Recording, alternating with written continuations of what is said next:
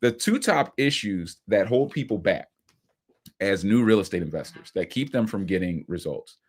One is that they're just too busy, and that's real.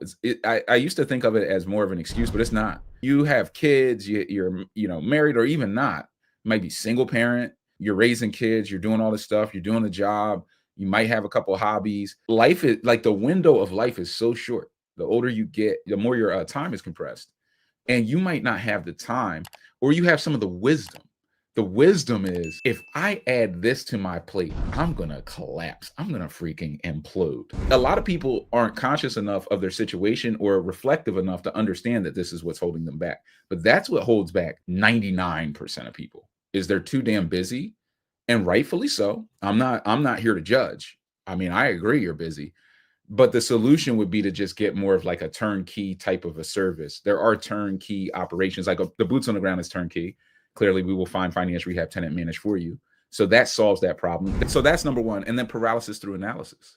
Paralysis through analysis.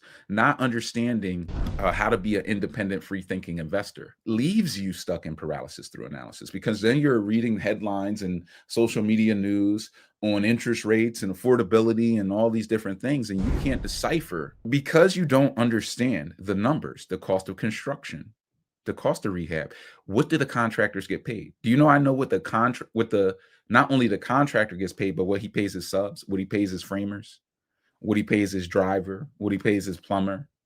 Having the information allows you to see through all the BS.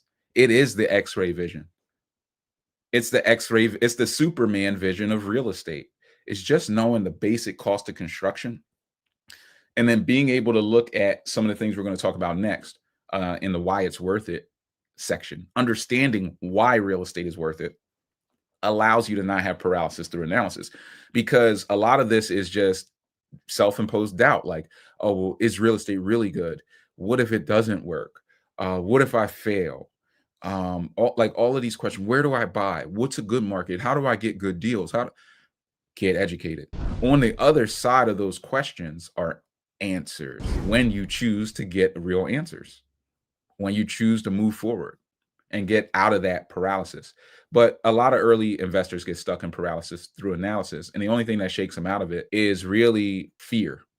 Fear is the only thing that I've seen motivate people out of this paralysis through analysis. It's fear of being left behind, fear of missing out, and then choosing your fear wisely, becoming more afraid of the 9 to 5. Something happens at the job that shakes them up. Their friend got fired. Damn, they put in 10 years and got canned. And they're like, am I next? Is this how these people roll?